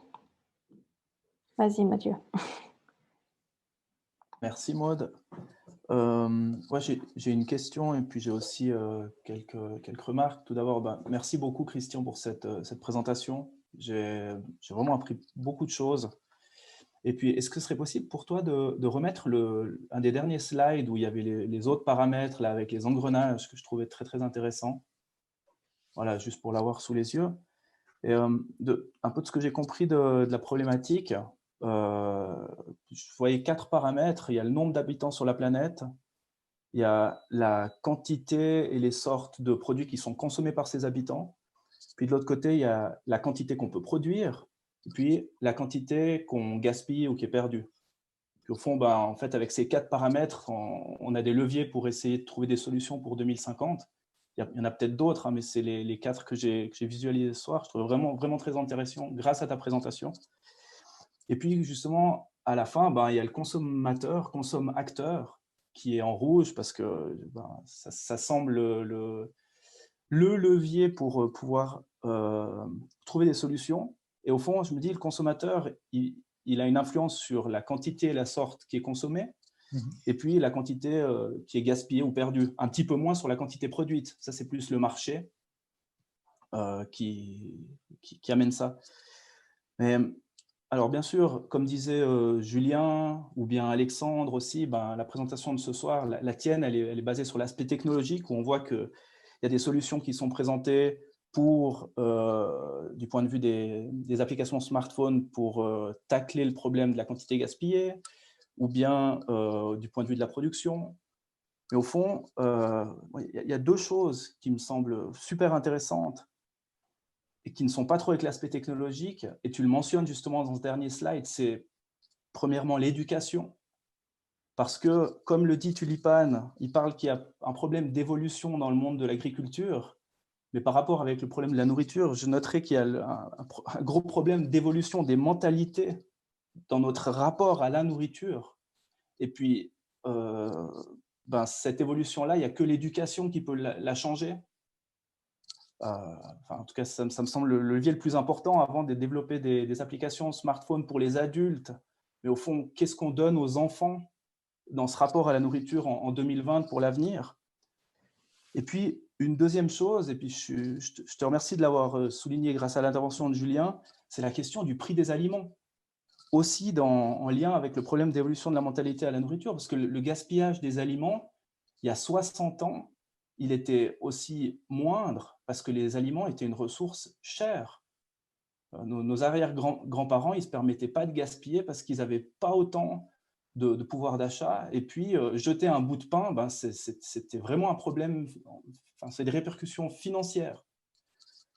Et au fond, le prix des aliments, actuellement, il a toujours tendance à baisser parce qu'il est dirigé par le marché, des vendeurs qui veulent proposer des aliments toujours moins chers pour en vendre toujours plus. Au fond, il y a la question de la loi, comme tu dis, le cadre légal qui amène, il y a les aliments, le prix pour les consommateurs qui devrait certainement être plus haut, et puis aussi les taxes à la perte pour les producteurs et pour les revendeurs. Et loin des questions technologiques et de réinventer l'agriculture et de penser le futur avec des micro-technologies, la question du prix et la question de l'éducation, et par rapport à l'acteur principal qui est le consommateur. Donc voilà, ma question, là, elle n'est pas technique, mais elle est plus émotionnelle par rapport à ces remarques. Est-ce que toi, Christian, tu as l'impression que du point de vue développement, start-up, réflexion, recherche de solutions, est-ce qu'on ne délaisse pas la question peut-être un peu de l'éducation, et puis aussi du point de vue politique, le rapport à l'aliment à travers son prix? Oui. Je suis un peu ambivalent par rapport à ça, parce que pour appuyer un peu ce que tu dis, si tu discutes, on parle de changer les habitudes de consommation, d'accord? C'est vraiment les habitudes du consommateur, les comportements du consommateur. Et si tu discutes avec des sociologues du comportement, voire même des anthropologues, c'est complexe, mais en simplifiant à l'extrême, ils te disent qu'il faut 3 ingrédients. Il faut les consciences, et ça c'est l'éducation beaucoup. Il faut des alternatives attractives. Il faut qu'il y ait des choses qui soient abordables et intéressantes d'un point de vue gustatif, sinon les gens ne font pas l'effort. Tu te souviens de mon commentaire, disait il y a 10 ans, l'offre n'était pas très sexy, tu vois. Il y avait quelques ayatollahs du véganisme de la première heure qui faisaient l'effort. Aujourd'hui, ça devient plus intéressant pour plus de monde. Donc, la conscience, les alternatives attractives, et parfois il y a des questions de compétences pour pouvoir gérer des alternatives. Et c'est vraiment les deux choses en même temps. La technologie peut amener des alternatives attractives en termes de qualité, en termes de prix, etc. Mais il faut que les consciences évoluent. Et c'est un paradoxe pour moi, parce que quand tu discutes avec les gens de la rue, je vois qu'il y a une conscience qui est relativement assez vive, et de plus en plus, de la nécessité de changer nos régimes alimentaires, etc. Et pourtant, on est encore loin. Pour moi, la question, c'est, il y aura un point de bascule où ces forces seront suffisamment présentes pour provoquer un changement à grande échelle, etc. Mais c'est pour ça que j'aime mettre tous ces éléments-là. Il faut que le politique mette sa pression. Il faut que la science et les industriels amènent des alternatives attractives. Il faut que le cadre légal est incitatif. Aujourd'hui, il n'y a pas vraiment d'incitation dans le système pour faire des choses saines. Au contraire, il y a plein de subsides à une agriculture traditionnelle, extensive, etc., qui est contre-productive. Donc, vraiment, les cadres légaux et incitatifs ont un rôle. Donc, je résiste toujours à l'idée qu'il faut isoler un des éléments. Pour moi, c'est vraiment, il faut une confluence de tous ces éléments qui aillent dans un sens qui ait plus de sens. Mais alors là, ça nous ramène au point d'Alexandre. Il faut qu'il y ait un narratif, il faut qu'il y ait un programme. Une fois qu'il y aurait un programme, un modèle de société auquel on veut aspirer, ce serait beaucoup plus simple pour les citoyens, les politiciens et les pédagogues de mettre en place des systèmes qui soient alignés avec ça. Donc, je comprends ta tentation de dire, bah, écoute, quels sont les grands axes principaux? Et pour moi, c'est vraiment, il faut harmoniser, il faut aligner tous ces petits vecteurs, tous ceux qu'on voit à l'écran, vers une finalité, un programme, un modèle de société qui soit celui vers lequel on va évoluer. Et du coup, ça deviendra possible. Mais moi, encore une fois, la mère nature va créer l'urgence pour que les choses se mettent en place, à mon sens, et on peut le regretter assez rapidement. Les politiciens vont devoir commencer à se bouger par rapport à ces mesures-là. Les modèles théoriques existent, c'est vraiment la volonté politique qui fait défaut, mais les politiciens sont élus par les citoyens, etc. etc. Donc pour moi, c'est plutôt où en sommes-nous sur ce continuum avant qu'on arrive à ce point de bascule où on voit vraiment à grande échelle des changements de comportement. Mais pour moi, on n'est pas si loin que ça. Je sais pas si c'est clair, je ne sais pas si j'ai vraiment répondu à ta question. Non, non, tout à fait. Non, c'était super, merci. Alors, bon, on va prendre encore 2 questions si c'est OK pour Christian. Oui, oui. Moi, et puis pour l'autre. OK, cool. Alors, il y a Dina qui a une question qui va prendre la parole. Voilà. Oui, bonjour. Alors moi, c'est Dina, je travaille à la HESSO Valais dans le Institut d'entrepreneuriat et de management, mais du monde des projets avec sur le food economy pour le futur. Alors moi, j'ai fait un état de l'art sur ce sujet. Pourquoi je suis là? Parce que ça a résonné avec le sujet que j'étudie. Et juste peut-être pas une question, mais peut-être plutôt une commentaire pour dire en fait quand j'ai vu plein de choses, j'ai lu plein de choses. Je suis aussi propriétaire d'un magasin bio depuis quelque temps. Et en fait, ce que je vois, c'est qu'il y a des métiers primaires comme le mien, donc un magasin bio, les agriculteurs, etc. Et puis après, il y a des métiers tertiaires comme le vôtre. Vous êtes professeur, vous êtes high level jobs, etc. Donc il y a un gap,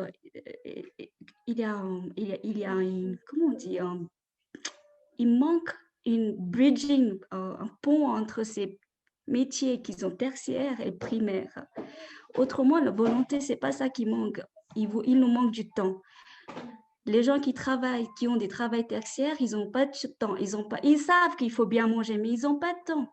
Ils n'ont pas le temps de respirer. Ils n'ont pas de temps. Ils n'ont pas le temps de s'arrêter, se dire quelque chose. Il y a tellement à faire. Dans une journée de 24 heures, il y a tellement à faire. Ben, bien sûr, il y a aussi les aspects économiques après. Et puis, pour les gens qui sont agriculteurs, par exemple, ils n'ont pas non plus le temps parce que leur travail est dur et puis ça ne paye pas assez. Donc, moi, je voudrais que la science,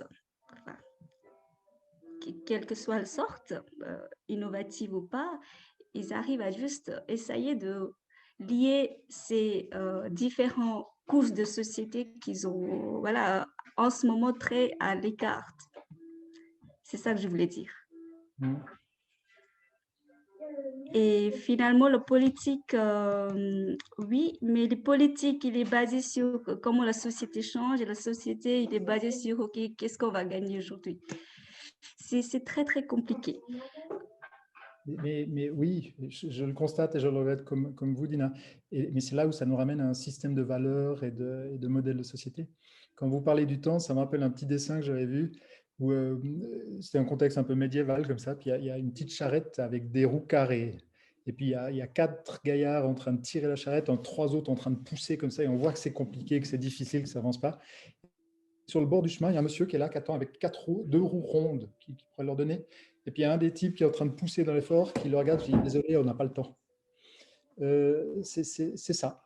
Mais de nouveau, l'urgence va imposer ces changements. J'aimerais juste que les consciences des individus, des nouvelles générations, j'ai beaucoup d'espoir dans la nouvelle génération, va créer cet appel d'air pour que des solutions, pour qu'un changement de vie. Mais vous avez raison, Dina, c'est un modèle de société, c'est un style de vie. Il faut que on ait une gestion du temps et des priorités. Ce n'est pas tellement le manque de temps, c'est qu'on a les mauvaises priorités, je pense, pour mettre en place des systèmes de vie. Moi, j'avais une compagne qui était très bio, etc. Et pour ses achats et pour sa préparation des aliments à la maison, ça prenait un temps phénoménal que moi, effectivement, il m'en coûtait de consacrer le temps à ça. C'est des choix de priorité. Et de nouveau, c'est les consommateurs qui, à un moment donné, diront m'occuper de ma santé est plus important que d'aller regarder une série Netflix. Et justement, pour cela, les technologies n'aident pas parce qu'en fait, comme vous avez parlé de ces applications qui va dire, OK, quand l'avocat va se mûrir, on n'a pas besoin d'une application pour savoir. Il suffit de le voir, il suffit de le toucher. Vous voyez, c'est un peu, on a perdu le bon sens quand on est devenu trop technologique. Ouais. Mais de nouveau, là, vous faites un amalgame où là, je suis obligé de résister. Mais la technologie, par exemple, l'eau courante a permis aux gens d'économiser 4 heures par jour. Ils devaient aller au puits chercher de l'eau. Donc, le progrès technologique peut nous sauver du temps. Ce n'est pas la science en elle-même qui est consommatrice d'énergie ou la science en elle-même qui est chronophage. Encore une fois, il faut interroger la science et lui donner un mérite ou lui accorder un mérite sur la base de ce qu'elle apporte à la société. Il faut mesurer une science sur son impact. Et si on a défini le modèle de société et le modèle de valeur auquel on souhaite, on aspire, ça deviendra le filtre, l'aune à laquelle mesurer ces sciences. Mais je résisterai toujours à l'idée que tout progrès technologique est négatif. Non, il y en a des positifs, mais il faut vraiment distinguer quelle est la science qu'on développe pour faire les choses plus vite ou moins cher, dans lequel cas on reste dans le même paradigme, et quelles sont les sciences qu'on développe pour faire des choses différentes. Et si on dit différente, c'est quoi? Vers quel système de valeurs on aspire? Mais il faut impérativement, et ce n'est pas le cas aujourd'hui, hein, je le constate et ça m'inquiète tout comme vous, réconcilier les deux. Moi, quand j'entends les débats sur la 5G, où il y a des gens qui disent oui, mais c'est possible, donc il faut le faire, et puis d'autres gens qui disent mais au fond, ça nous apporte quoi? Vous voulez faire quoi? Vous voulez accomplir quoi avec cette technologie? Et il n'y a pas de réponse claire, enfin, si, mais elles sont extrêmement polarisées. Moi, ça m'inquiète, c'est un peu dans l'esprit du commentaire d'Alexandre tout à l'heure. Si on n'a pas pris le temps de cette réflexion morale et de valeurs et de modèles de société, c'est très compliqué d'évaluer le mérite d'une technologie. Oui. Merci Christian. Merci. Alors, il y avait Bertrand qui voulait poser une question. Votre smartphone. Ok, c'est nickel maintenant. Ça marche mieux. Vous m'entendez bien là? Ouais. Bien. Parfait. Donc, je vais rester là-dessus. Je vais bouger un petit peu du coup. Oui, voilà. Alors, bonjour et merci beaucoup pour votre présentation. C'était vraiment très intéressant. Il se trouve que en fait, moi, je suis écologiste, et très récemment, j'ai fait une conférence en fait pour une école d'ingénieurs sur les technologies et l'économie durable. Et donc, évidemment, ça m'a beaucoup parlé, votre présentation. Et je vais faire 3 petites remarques, en fait. La première, c'est que une des conclusions auxquelles je suis arrivé, c'est qu'en fait, il n'y a aucune technologie qui soit durable. En fait, les technologies, elles sont plus ou moins durables, elles ont plus ou moins d'impact sur l'environnement. Et il y a un certain nombre de critères à prendre en compte, et notamment la question de la quantité. Vous en avez parlé un tout petit peu tout à l'heure, c'est-à-dire à propos du développement des technologies, par exemple, tout ce qui est capteur, puce RFID, etc. En fait, si on a un tout petit peu, c'est pas grave, ça a très peu d'impact. Voilà. Le problème, c'est notamment qu'il y a des sociétés aujourd'hui qui proposent aux agriculteurs de poser des capteurs dans tous les champs.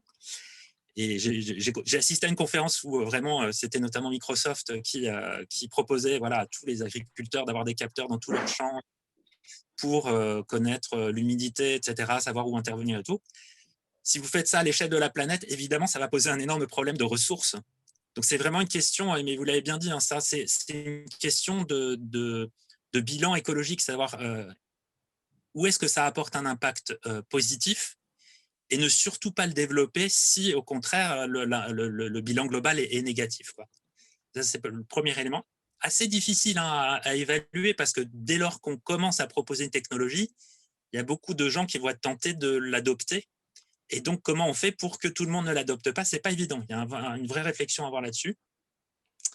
Alors, le deuxième point, vous l'avez évoqué à l'instant, c'est que beaucoup de technologies ont été développées en fait pour réduire les efforts. Or, on commence aujourd'hui à étudier l'impact de la réduction de l'effort sur l'environnement. Et on s'aperçoit que pour certaines choses, il est absolument colossal. C'est-à-dire que, par exemple, si on utilise une automobile qui effectivement permet de se déplacer sans faire aucun effort, quasiment, eh bien, en réalité, ça a un impact écologique absolument désastreux. Et le simple fait de pédaler avec un vélo et de se déplacer pour faire le même trajet et d'utiliser donc les muscles qui eux-mêmes font appel à l'énergie qui provient de la photosynthèse, donc de l'alimentation, permet d'économiser énormément d'énergie et de matière. Donc, il y a quelque chose de très intéressant à ce niveau-là parce qu'en fait, on va probablement revenir demain à une réutilisation des muscles dans tous les cas où c'est possible pour effectivement faire des économies à ce niveau-là. Et notamment, en agriculture, c'est une chose dont vous n'avez pas beaucoup parlé, j'ai l'impression, c'est qu'on se rend compte aujourd'hui que l'agriculture qu'on a mise en place depuis quelques temps a tendance à épuiser les sols de façon considérable et que si on veut que les sols se régénèrent et qu'on préserve l'humus, eh bien, il semble qu'en fait, l'usage du tracteur ne soit pas adapté et qu'effectivement, on aura probablement besoin d'autres engins plus légers qui ne tassent pas les sols et d'avoir un couvert, donc c'est l'agriculture de conservation des sols. Mais la question va se poser demain, c'est comment effectivement on va semer, comment on va récolter en essayant de ne pas épuiser les sols. Et je crains qu'une partie de la technologie qui est développée aujourd'hui n'ait pas encore pris conscience de ce problème-là et qu'elle soit encore dans une idée que on va avoir de moins en moins d'agriculteurs demain et que donc il faut que l'agriculteur puisse avoir des machines les plus puissantes possibles pour en gros tout faire tout seul. C'est un vrai problème. Et voilà, je ne sais pas si vous avez des pistes par rapport à ça. Non, c'est un grand débat et je ne prétends pas être un expert, mais je pense que, encore une fois, toutes les mesures de ce qu'on appelle l'agriculture régénérative, avec la bio-agriculture, avec la permaculture, des choses comme ceci, vont faire partie de la solution. Et il y aura des éléments de solutionnement technologique. Mais encore une fois, je me répète, je suis un peu navré, mais il ne faut pas mesurer une technologie sur le fait que c'est une technologie, il faut la mesurer sur son impact. Si l'objectif visé, c'est de freiner l'appauvrissement du sol, il faut mesurer une technologie à cette aune-là. Et il y a la technologie, il y a tout et son contraire qui est développé pour le meilleur et pour le pire. Donc, c'est au niveau des cadres incitatifs, des cadres législatifs, au niveau des consciences des consommateurs, que le filtre doit être appliqué. D'ailleurs, nous, on ne veut pas de cette technologie parce qu'elle a un impact systémique négatif, mais on veut de celle-là parce qu'elle améliore la situation. C'est là où la morale et les principes et les valeurs et le modèle de société interagit avec la science. La science ne va pas nous guider. Et si j'aime bien cette phrase qui dit le drame de l'homme, c'est que quand il ne croit pas en quelque chose, il ne croit pas en rien, il croit en n'importe quoi. Et si on n'a pas un guide moral très fort, qui sont ancrés dans des valeurs, et j'insiste sur ce que Alexandre nous disait tout à l'heure, je trouve que c'est très difficile de mesurer le côté positif d'une science et de l'arrêter le cas échéant. De nouveau, la 5G, c'est parce qu'il n'y a pas eu vraiment de débat de dire, mais au fond, c'est quelle société qu'on veut créer demain, que la porte est ouverte aux gens qui disent, mais ça peut être développé, on peut le déployer, donc déployons-le. Et si on n'en a pas besoin aujourd'hui, on en aura besoin demain.